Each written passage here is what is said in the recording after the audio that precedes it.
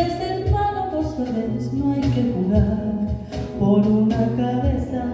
Me te conté un día de aquella coqueta y risueña mujer que al jurar sonriendo el amor que está